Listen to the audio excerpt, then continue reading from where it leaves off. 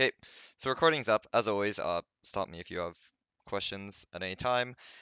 So like I was saying, I don't think we really need like a MS Paint or like a whiteboard or anything for today. It's mainly like code based.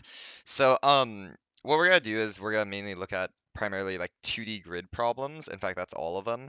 And then at the end, I threw in some like graph related problems for DFS, which I'll get into later. But I mainly want to like go over like if you're given a 2D grid problems, what are some like pretty important things to look out for.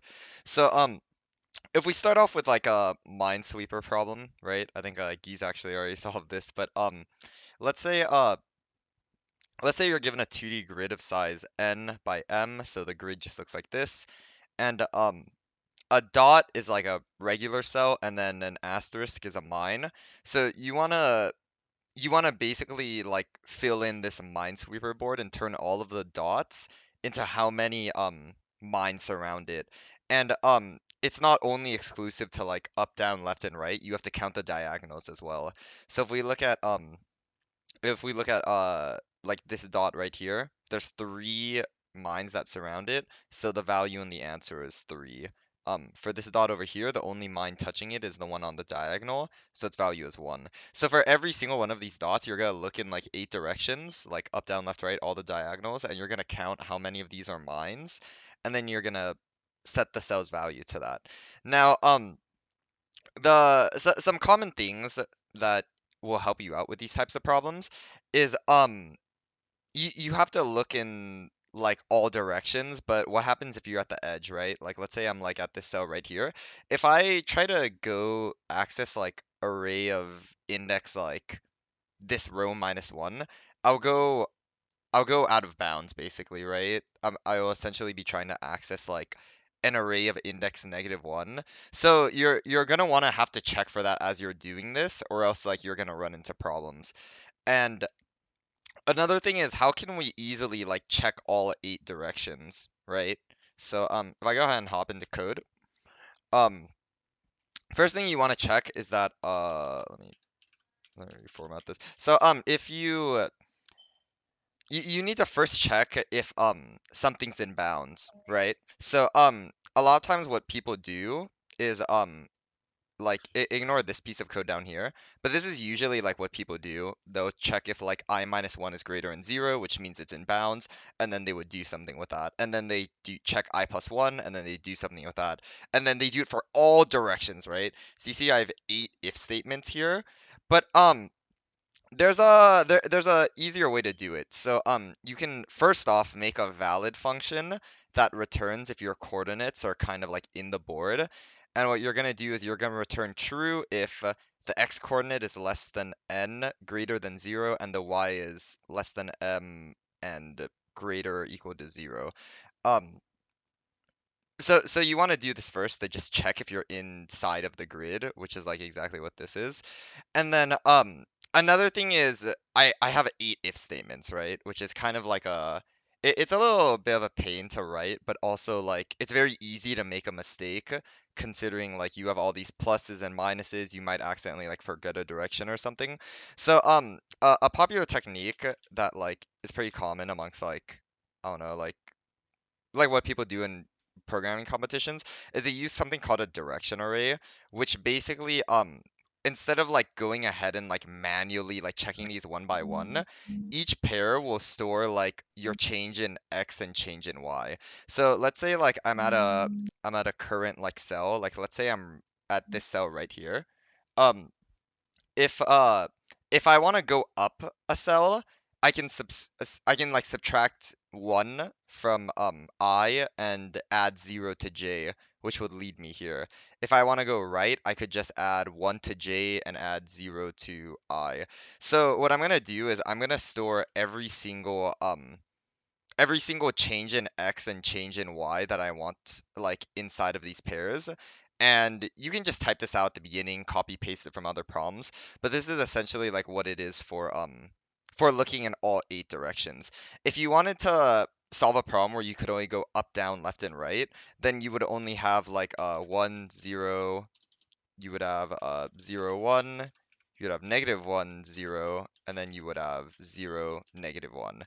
So now instead of writing this these 8 if statements, what I can do is I can loop through all of the 8 like changes I have, and I can like make a new variable like new x is equal to I plus the first um number in the pair, and then like change my j to like the second number in the pair, and then like I can do stuff with new x comma new y. This way, instead of having like all of these if statements, it's just a single for loop, so it'll make your life a little easier. So is everyone all good on 2D grid basics?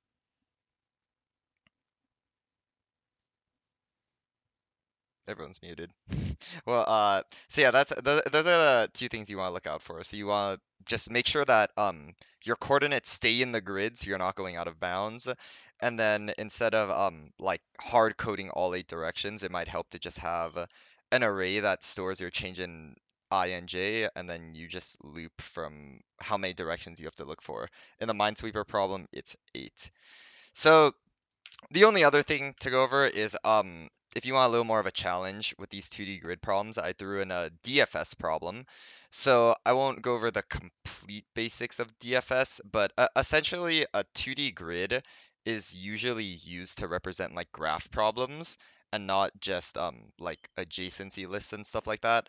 So oftentimes you'll have to be applying popular graph algorithms to 2D grids. And in this case, we're going to be using DFS. So let's read this problem where uh a bunch of connected W's represents a puddle, and you want to output how many puddles in total there are. So if any 2 W's are connected, whether it's like up, down, left, right, or on a diagonal, you can consider them part of the same puddle. So in this example here, we have 2 W's on the diagonal and they're connected. So this is one puddle. These 2 W's are up and down of each other, so it's another puddle, and then this W by itself is another puddle. So in total, we have 3 puddles.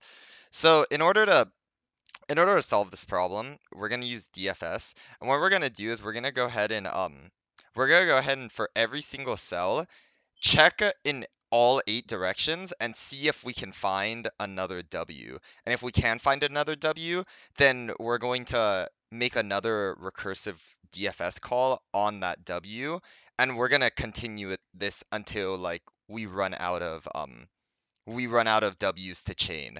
And when we visit another W, we mark it as visited. Like we just have a way to keep in track that like we've already like used this W as part of a puddle, so we don't mark it when we go to another one. So what would happen is I would start over here, and then I would look all 8 directions, I would find this W, and then I would mark both of these W's.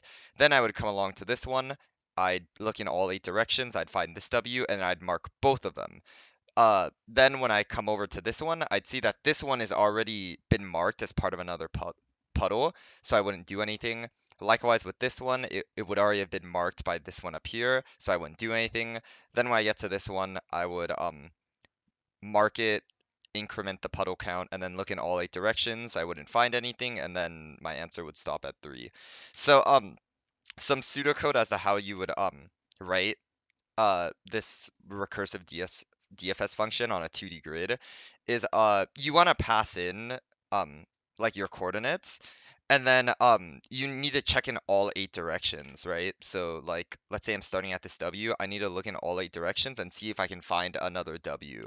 So so you can just write your for loop here, like for int I equals 0, like all the way into all 8 directions. You calculate your new directions, and then you use your valid function to check if that new direction is in the board.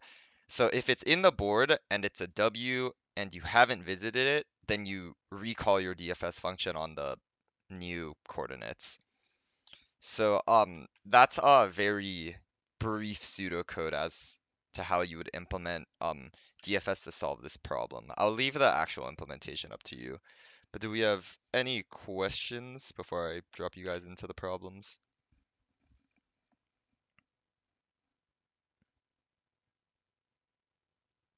Nothing? Okay. So yeah, 4 problems. We'll go over solutions at maybe 2:50 today, and then I'll have those recorded as well. So